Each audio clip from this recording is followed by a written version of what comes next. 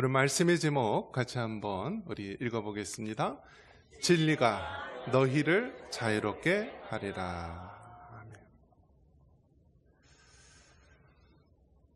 오늘 이 말씀의 제목 진리가 너희를 자유롭게 하리라. 이 말씀을 들으면 이 가슴이 설레고요. 가슴이 너무나 기쁨이 있습니다. 진리가 너희를 자유롭게 하리라는 이 선교사님이 세운 학교, 1885년 언더우드 선교사님이 우리나라에 학교를 세웠는데 그것이 이제 연희전문학교, 연세대학교 전신이 되고요.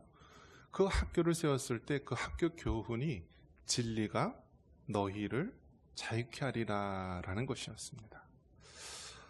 하고 많은 말씀 중에 왜 진리가 너희를 자유롭게 하리라 이것을 교훈으로 정했을까요? 그만큼 이 땅에 복음을 전하기 위해서 왔던 이 선교사님 눈에는 이 땅이 죄와 어둠의 권세에 눌려서 노예와 또 고통의 상태로 있기 때문에 바로 이 진리, 바로 예수님 진리를 통하여서 이 땅의 참된 자유를 누리기를 원했기 때문에 그렇게 진리가 너희를 자유케 하리라 라는 그러한 표어로 세운 줄 믿습니다. 자유, 이 자유는요 신성한 것이고요, 이 자유는요 하나님이 주신 것이고, 이 자유는 그 어떤 것도 앗아갈 수가 없는 것입니다. 하나님께서는 이 자유를요 얼마나 소중히 여기시냐면, 최초의 사람 아담과 하와를 만들었을 때요 우리에게 자유의지를 주시고요, 우리의 자유하는 마음으로 하나님을 예배하고 우리의 자유하는 심정을 가지고 하나님을 경외할 수 있도록 우리를 창조하셨습니다. 그만큼 이 자유라는 개념은요 하나님이 주신 것으로서 우리가 너무나 소중히 여기고 귀중히 여겨야 되는 것입니다. 하지만 아담과 하와의 이 원죄로 말미암아 모든 인류의 후손은요 하나님이 주신 이 자유를 죄악을 범하고 이 땅에 잘못된 방향으로 나아가는데 사용하게 되는 것입니다.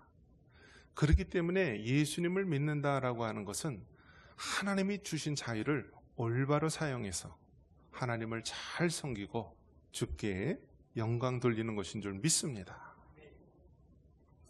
여러분, 전 세계에서 가장 기독교를 박해하는 나라가 어디인지 아십니까? 어디일까요? 북한입니다. 북한은 해마다 조사하는 이 종교 탄압, 기독교 박해의 1등입니다. 1등. 그런데 한번 생각해 보십시오. 북한은요 한때는 그 평양을 동방의 예루살렘이라고 하기까지 기독교가 부흥했던 나라입니다. 우리 교단이 속한 총신대학교, 합동측, 또 장신대, 통합측 모두 그 뿌리가 어디 있냐면 평양에 있는 평양 장로의 신학교에 있습니다. 그리고 대부분의 그 선교사님들이 이 북한 지역을 중심으로 해서 지었고요. 1907년 평양 디붕 운동도 평양에 있는 장대형 교회에서 일어났고요. 또 우리나라 최초의 교회라고 하는 소래교회도 그 북한에 있는 황해도 지역에 있었습니다. 우리나라 초대 대통령 이승만 대통령도 황해도 출신이고요. 또 독립운동을 했던 김구 선생님도 다 황해도 출신입니다. 그런 거 보면은요 인물이 어디서 있어요? 인물이 어디서 있어요? 북한에 인물이 참 많았어요. 특히 이 기독교 신앙에 있어서는요 저 북한, 저 북녘 땅에 대해서 정말 빚을 많이 지고 있는 것이 우리 남한 땅입니다. 그래서 어떤 분은 그렇게 이야기합니다. 어떻게 남한이 그렇게 짧은 시간에 부흥을 이룰 수 있었는가? 북한에 믿음 좋은 사람들이 다 어떻게 했다고요? 남쪽으로 많이 내려와서 그렇다라는 이야기를 합니다. 그래서 서울에 있는 영락교회나 많은 그 교회들 보면은 북녘 땅에 있는 실향민교회, 또 믿음이 좋은 그런 분들이 교회를 세워서 그 남한 기독교의 부흥을 이루었던 것이라고 설명을 하기도 합니다. 그런데 중요한 것은 무엇이냐? 현재라는 사실입니다. 현재. 그렇게 부흥을 이루었던 북녘 땅이 지금은 전 세계에서 가장 기독교를 박해하는 나라가 되었다. 이것을 봤을 때 우리나라의 이 근성이 잘 나타나 있습니다. 우리나라는 근성이 뭐죠? 모 아니면 도. 1등이 되든지 아니면 최하위가 되든지. 가장 기독교가 부흥하고요. 이 전 세계 기독교 역사의 평양 대부흥 운동이라는 그 역사를 찍었던 나라이지만 70여 년이 흐른 지금은 전 세계에서 가장 기독교를 박해하는 나라로 전락했다라는 것입니다. 왜 그럴까요? 물론 여러 가지 이유가 있을 것입니다. 또 하나님의 주권 속에 모든 것이 있었을 것입니다. 우리가 눈여겨봐야 될 것이 무엇이냐? 저 북한 김일성은요, 어렸을 때 교회 주일학교 출신이고요. 그의 어머니는 강반석, 이 반석이라는 이름이 베드로란 뜻이죠. 그리고 그의 삼촌은 목사님이었어요. 그런데 지금은 어떻습니까? 그 김일성, 김정일, 김정은 이 3대 세습을 하고요. 하나님의 자리에 바로 자신들의 이름을 올려놓고 신처럼 추앙받는 그러한 나라가 되었습니다. 그렇기 때문에 저 북한은요, 사회주의, 공산주의를 넘어서 바로 우상을 섬기는 독재국가, 전체주의 국가가 된 것입니다. 그러면 그렇게 믿음이 좋은 북녘에 있는 사람들이 어떻게 가장 기독교를 박해하는 나라로 전락하는데 가만히 있었을까? 그것은 우리가 자신의 일이 아니라고 방관하고 외면했을 때 우리에게 찾아올 수 있는 위협이라는 것입니다. 큰 솥에 물을 끓입니다. 그러면 그 안에는 개구리가 있고요. 또 두부가 탁 들어 있습니다. 그럼 이 개구리는 물이 서서히 끓이면 어떻게 되죠? 좀 더 차가운 곳에 이렇게 찾으려고 합니다. 그럼 어디에 처박힐까요? 두부에 처박혀서요. 죽는데요. 물이 서서히 끓으면은요, 모르는 거예요. 뭐 이 정도는 괜찮아. 뭐 나에게 직접적으로 괜찮겠지 하면서 방심하고 외면하고 그러다가 결국은 끓는 물 속에 죽게 되는 것입니다. 지금 이 세상에 돌아가는 모든 것들을 보면은요, 기독교를 박해하고 탄압하는 시대 속에 우리가 와 있다라는 거예요. 단 물이 서서히 끓기 때문에 모두가 모른다는 사실, 그리고 나와 직접적인 관계가 없기 때문에 외면한다는 사실입니다.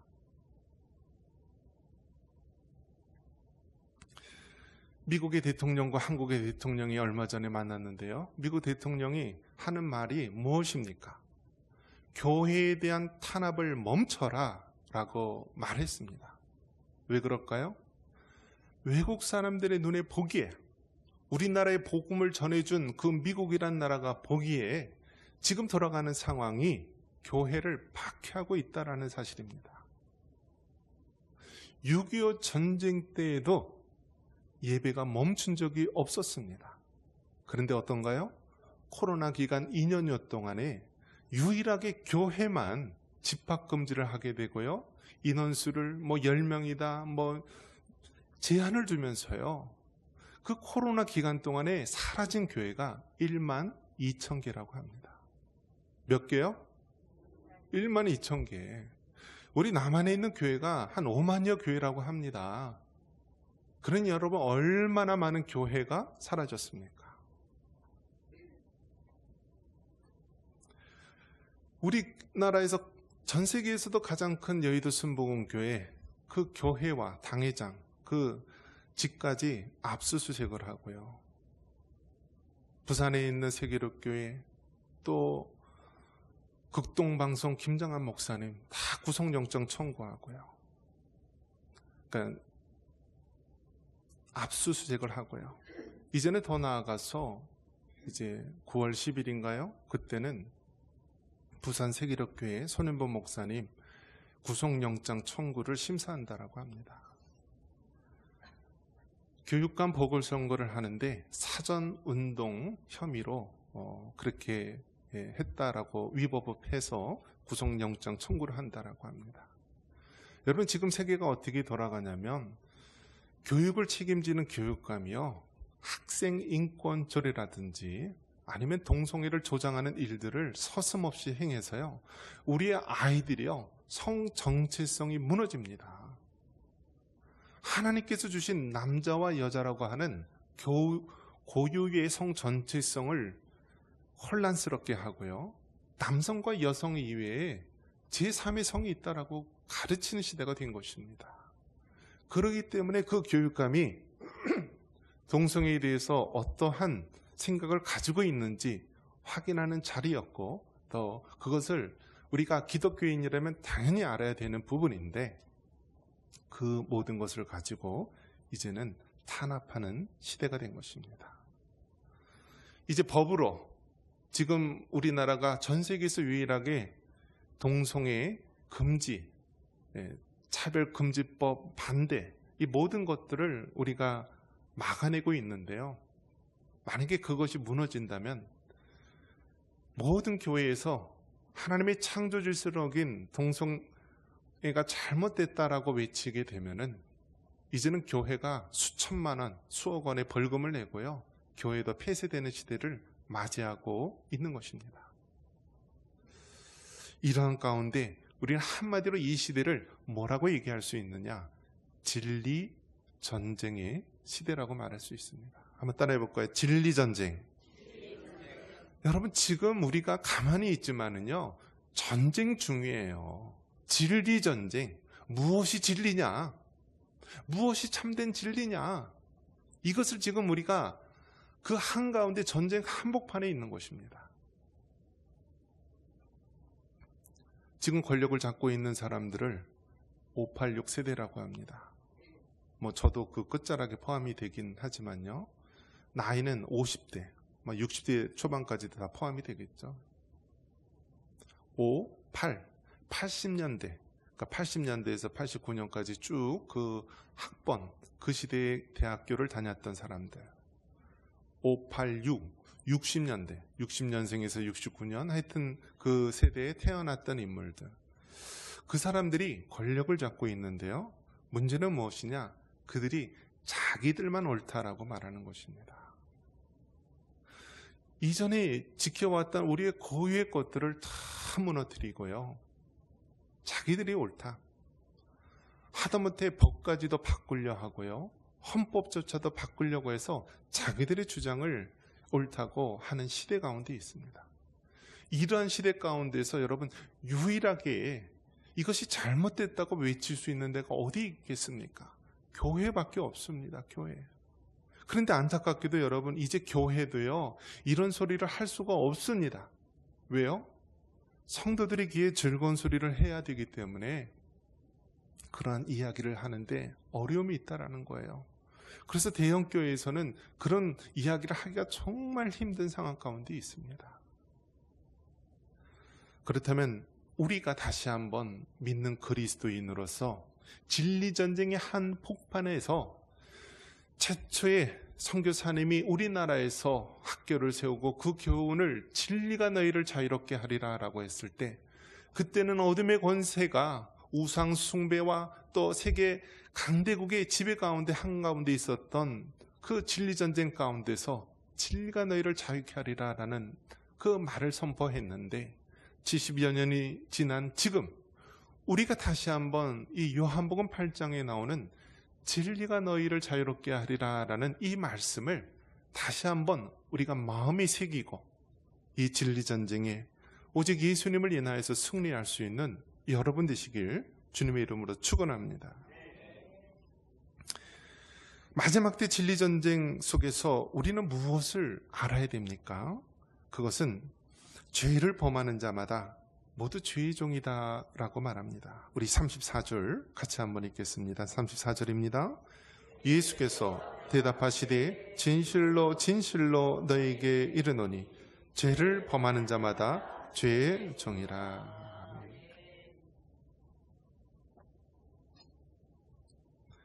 여러분, 죄를 범하면은요, 그 죄의 종이 되는 것입니다. 처음에 술을 먹으면은 사람이 술을 먹는 것 같지만 나중에 어떻게 돼요? 술이 사람을 먹는 거예요. 아, 나는 이거 마음만 먹으면 끊을 수 있어 라고 하는데요, 그렇게 될까요? 천만의 말씀이에요. 천만의 말씀. 담배 피는 사람, 담배 끊겠다고 해마다 선포를 합니다. 그런데 여러분, 끊을 수 있어요?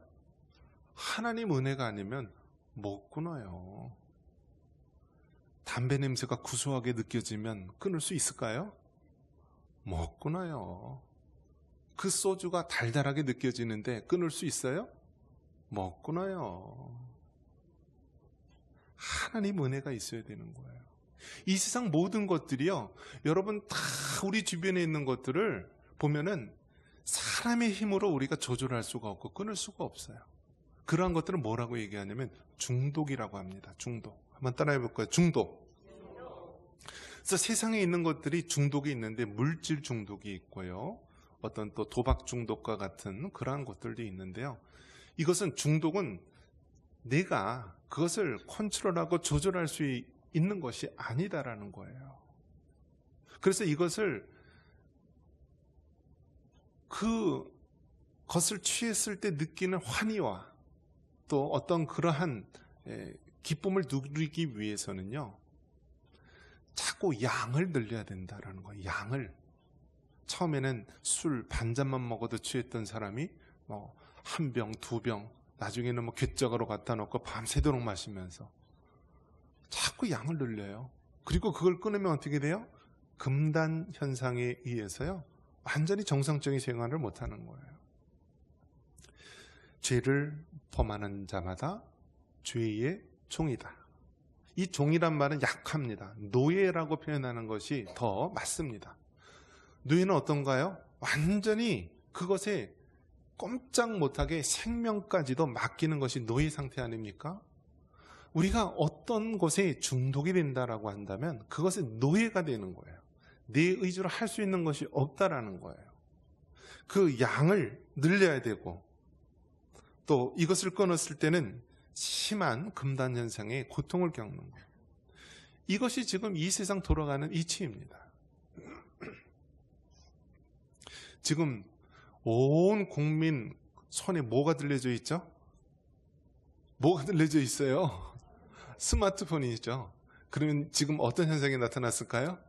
스마트폰 중독이라는 것이 새롭게 나타났어요. 이것이 얼마나 대단하냐면요, 이제는 아이가 돌잡이 이렇게 할 때요, 핸드폰 이렇게 하고요, 말도 못하는 애들이요, 핸드폰을 척척척척 넘긴대요. 그런데 여러분, 핸드폰에 어떤 것이 있죠? 물론 유익한 정보도 있지만 해로운 정보, 또 잘못된 정보도 많이 있고요, 모든 것들이 중독을 일으키기에 충분한 요소들이 많이 있습니다. 그 음란하고 아주 포르노와 성, 아주 남잡한 것들 보면은요, 이 청소년들, 젊은이들이요, 어떤 생각을 하냐면, 아, 그렇게 해도 되는구나 라고 착각을 하게 된대요. 그래서 성포르노를 다른 말로 뭐라고 부르냐면은 성폭력 교과서라고 합니다. 그것을 보는 그 청소년들은 판단력이 흐려서요, 그대로 행하게 된다라는 거예요. 이러한 것들이 지금 무분별하게 들어오게 됩니다. 스마트폰이라고 하는 이 조그만 기계가 이제는 아이들 그 손아귀에 다 쥐어져서요, 전 국민이 어떻게 돼요? 스마트폰 중독에 걸렸어요. 스티브 잡스나 빌 게이츠나 이런 사람들 특징이 무엇인지 아십니까? 자기네들 자녀한테는요, 스마트폰을 주지 않았다라고 합니다. 그렇게 광고를 하면서도 정작 자기 자녀들에게는 그 해로움을 알기 때문에 그 발명하고 광고했을 때 그 자녀들에게는 주지 않았대요. 죄를 범하는 자마다 죄의 종이 되는 것입니다. 이러한 모든 중독과 죄의 종으로 빠져있는 세상 속에서 우리가 이 죄의 종으로부터 벗어날 수 있는 길은 무엇입니까? 바로 예수님밖에 없는 것입니다. 36절 한번 읽겠습니다. 그러므로 아들이 너희를 자유롭게 하면 너희가 참으로 자유로우리라. 아멘. 마지막 때 진리전쟁 속에서 참된 자유를 누리려면 어떻게 해야 합니까?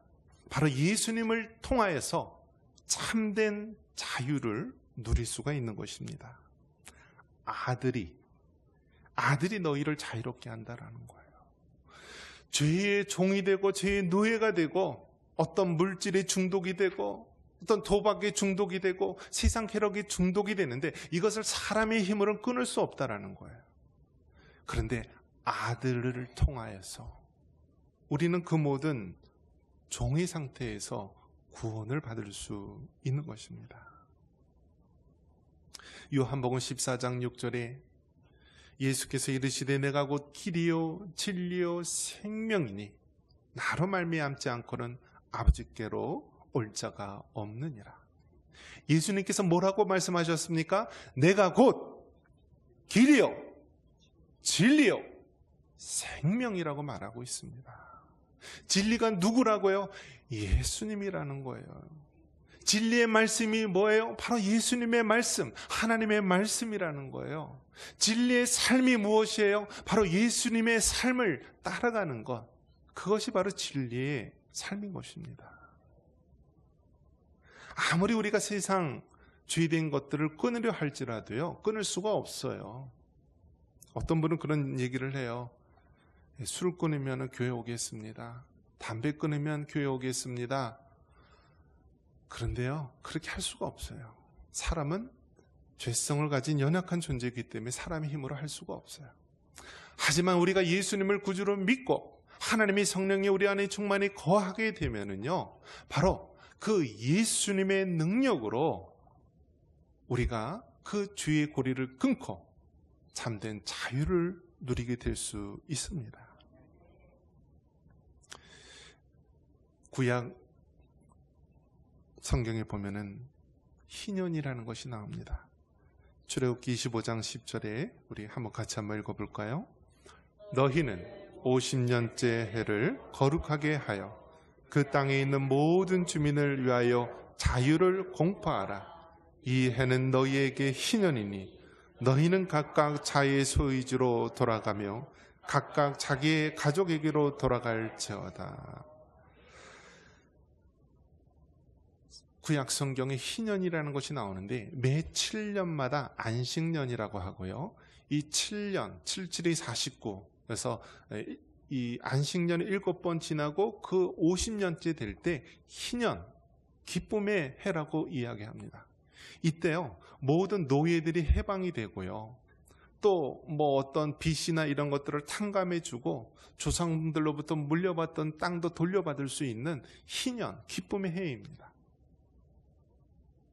그러면 이 구약에 말씀하고 있는 희년, 노예가 되고 어떤 것에 종속되고 다 빼앗기고 없는 상태에서 바로 하나님, 우리 예수님께서 희년이 된다라는 것입니다.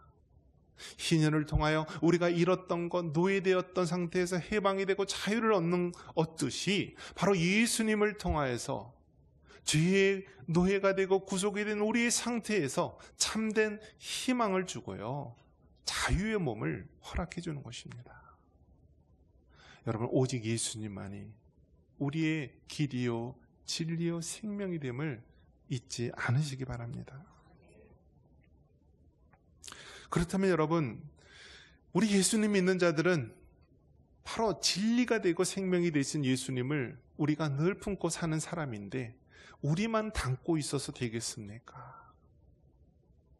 하나님은 우리에게 말씀하십니다. 너는 예수 그리스도의 제자들이여 이 세상에서 죄의 구속과 안에 있는 그 불쌍한 영혼들에게 바로 진리 되신 예수님을 전하며 자유를 선포하라고 말씀하십니다. 우리 31절과 32절 다시 한번 읽겠습니다.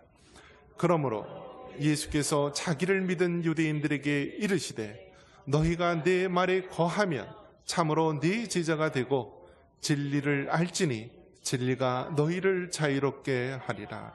아멘. 여러분, 바로 예수님의 진리, 복음의 진리가 우리를 자유롭게 하고 우리를 구원할 수 있는 것입니다.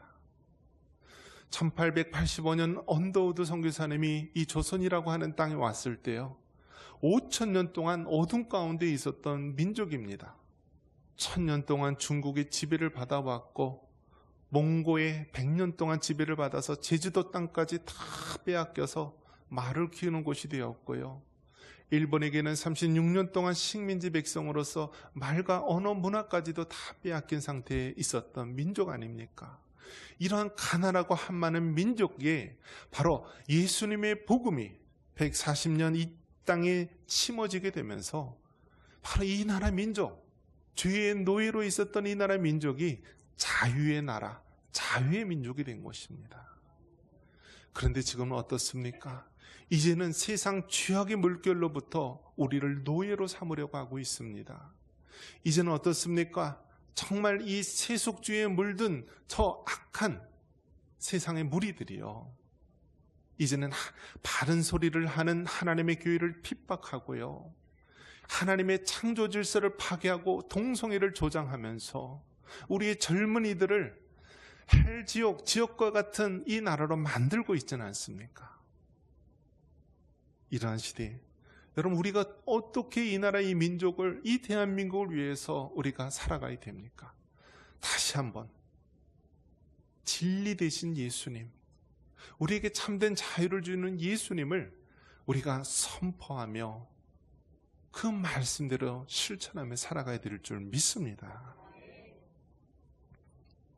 마태복음 16장 24절에 이에 예수께서 제자들에게 이르시되 누구든지 나를 따라오려거든 자기를 부인하며 자기 십자가를 지고 나를 따를 것이니라. 여러분, 하나님의 방법은 세상의 방법과 다릅니다. 세상은 강요하고 압박하고 독재하고 강요하지만요, 하나님의 법은 다릅니다. 하나님의 법은요, 오히려 우리가 주님의 십자가를 짐으로 말미암아 우리가 참된 자유를 누릴 수가 있고요, 나에게 주어진 그 사명을 감당할 때 하나님께서 참된 쉼을 주는 것입니다. 지금 이 세상 가운데 여러분, 얼마나 많은 어려움들이 있습니까? 젊은이들의 사망률 1위가 자살이라고 합니다. 군대 사망률 1위가 자살률이라고 합니다. 젊은이들이 소망이 없어서요, 살 길이 없는 거예요. 대학을 졸업해도 취업하기 힘들다라고 하고요, 이제는 뭐 외국인들이나 다른 사람들이 다 들어와 있고요, 더 이상 힘들다라는 거예요. 그러한 시대 속에서, 절망 가운데 울부짖는 그 시대 속에서 우리의 사명, 먼저 예수님을 믿는 우리의 사명은 무엇입니까? 바로 진리가 되고 생명이 되신 예수님을 전하는 것입니다. 그리하여 죄의 노예가 됐던 그들에게 참된 자유를 전파해야 하는 것입니다. 진리를 알지니 진리가 너희를 자유롭게 하리라. 140년 전 이 땅에 복음을 전파했던 그 선교사님의 그 위침이 다시 진리전쟁 한복판에서 진리 되신 예수님을 증거함으로 참된 자유를 전파할 수 있는 여러분 되시기를 주님의 이름으로 축원합니다.